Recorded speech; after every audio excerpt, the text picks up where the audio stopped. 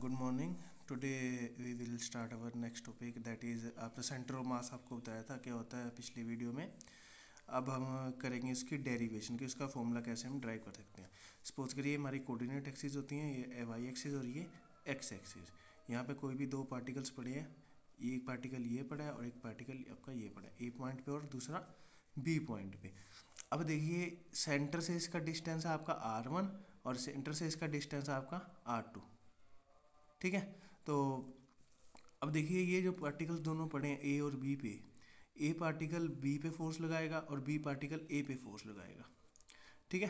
तो जो ए पार्टिकल आपका बी पे फोर्स लगा रहा है वो हो गई आपकी F21, और जो बी पार्टिकल आपका ए पे फोर्स लगा रहा है वो हो गई F12. ठीक है. और कुछ एक्सटर्नल फोर्स भी लगेगी. सपोज ए पार्टिकल पे फोर्स लग रही है F1 बाहर से और F2 बाहर से लग रही है. तो टोटल फोर्स पार्टिकल ए पे कितनी होगी, F12 प्लस F1, और पार्टिकल 2 पे कितनी होगी, F2 प्लस F21. ठीक है. तो आपको पता है कि एस रिलेशन का फॉर्मूला क्या होता है, change in velocity per unit time होता है. तो डी बाई डी टी किसके मतलब वी को क्या लिख सकते हो, डी वेलोसिटी क्या होती है, change in position with respect to time, that is d r by D t. तो इसको लिखोगे तो d square r by D t square आ जाएगा. न्यूटन सेकंड लॉ से क्या होता है हमारे पास, न्यूटन सेकंड लॉ क्वेश्चन क्या कहता है, the force applied on the body is equal to the change in momentum. अब फर्स्ट बॉडी की बात करते हैं, इस पर कितनी फोर्स अप्लाई की गई है. एक तो F1 है और एक ये जो लगा रहा है F12. F1 plus F12 is equal to D P by D T. पी इज इक्वल टू क्या होता है, MV होता है. तो MV लिख लिया हमने इसको.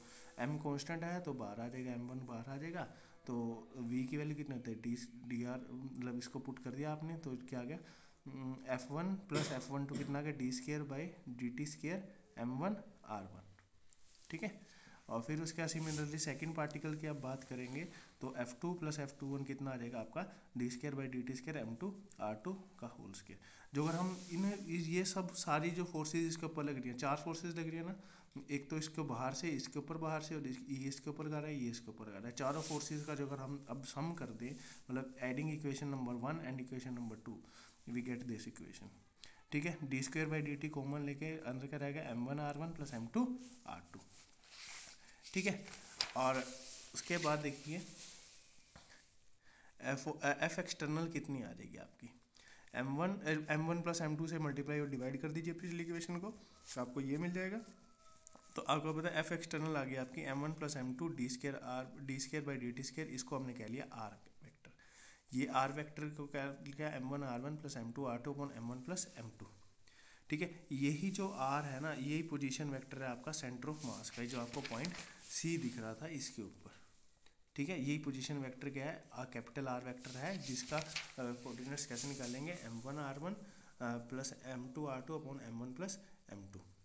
ठीक है. जो अगर हमारे दोनों पार्टिकल्स का मास सेम हो जाता है तो that is M1 is equal to M2 is equal to M हो जाता है. तो इसकी जगह M पुट करोगे, M पुट करोगे, M पुट करोगे, M पुट करोगे, तो आपका जो भी कट के आएगा तो क्या रहेगा, R1 प्लस R2 बाई 2.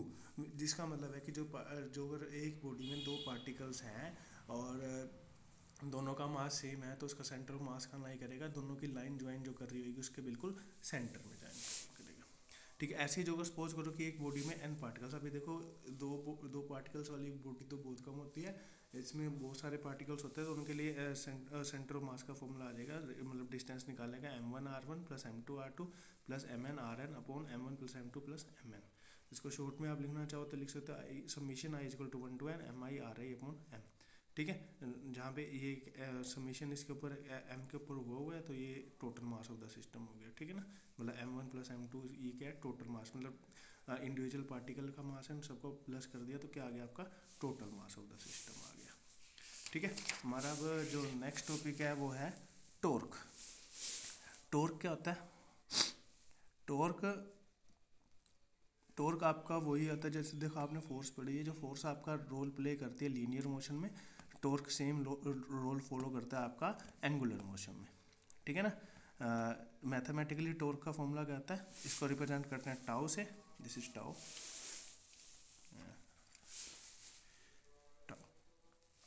ठीक है. Tau is equal to R perpendicular cross F. ठीक है. Tau is equal to R perpendicular cross F, where F is the force applied on the body and R perpendicular is the distance of axis of perpendicular distance between the axis of rotation and the line of rotation होता है। जैसे आप दरवाजा बंद करते हो तो इसमें फोर्स नहीं लगती, इसमें आप फोर्स लगाते हो लेकिन वो आप दरवाजा गोल घूमता है तो एंगुलर मोशन हो गया आपका, तो इसमें क्या लगेगी आपकी, टॉर्क लगेगी आपकी। ठीक है, तो अब आपने सपोज करिए डेफिनेशन ऑफ टॉर्क आपको कहते हैं tau is equal to R perpendicular cross F. ठीक है, अब सपोज करिए कि एक पार्टिकल यहाँ पे है आपका पॉइंट पी के ऊपर, इसका यहाँ से डिस्टेंस कितना एन है, एक्स एक्सिस वाई एक्सिस और जेड एक्सिस। ठीक है, मतलब सिर्फ आपको इसका टॉर्क का फॉर्मूला करना है अभी फिलहाल। ठीक है, next term is angular momentum. Angular momentum क्या होती है, एंगुलर मोमेंटम होता है the part of it is a angular counterpart of mass and inertia and it plays the same role in the rotational motion as played by the mass and inertia in linear motion। देखो momentum जो हमने P पढ़ा था वो linear motion में जो role play करता है वो यहाँ पे एंगुलर मोमेंटम रोल प्ले करता है आपका एंगुलर मोशन में। ठीक है, ठीक है, तो अब इसका फॉर्मूला क्या होता है, एल इज इक्वल टू क्या होता है, आर क्रॉस पी। ठीक है, L is equal to R cross P where P is the linear momentum। ठीक है, और ये है। ठीक है, इसकी सिर्फ आपको अभी तक डेफिनेशन ही करनी है। ठीक है, इसकी, ठीक है, तो इसको समटाइम आई से भी रिप्रेजेंट कर सकते हैं लेकिन अभी एल से ही करेंगे फिलहाल। तो नेक्स्ट टाइम इंपॉर्टेंट टॉपिक है रेडियस ऑफ ग्राइएशन। ठीक है, रेडियस ऑफ ग्राइएशन क्या कहता है आपको, it is the perpendicular distance of the point in a body of the system of particle from the axis of rotation। Suppose करिए कोई भी एक बॉडी है, ठीक है, ये एक्सिस का रोटेट कर रही है, उसका पार्टिकल से एवरेज डिस्टेंस कितना है। ठीक है ना, अब सपोज करिए कि इस बॉडी में नंबर ऑफ पार्टिकल्स होंगे, इसका डिस्टेंस कुछ अलग होगा, उसका अलग होगा, उसका अलग होगा एक्सिस ऑफ रोटेशन से, तो उन सबको निकालते हैं, तो उन सबको प्लस करते हैं और उनके एवरेज निकाल लेते हैं, तो that is comes out to be radius of gyration. ठीक है, तो इसका अब फॉर्मूला होता है रेडियस ऑफ ग्राइएशन का, K is equal to r one square plus r two square plus r three square plus r n square divide by n की power root power one by half, sorry. ठीक है, तो ये radius of ग्राइएशन है।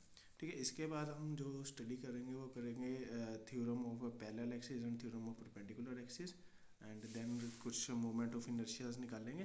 तो अभी तक के लिए, आज के लिए इतना ही, थैंक यू।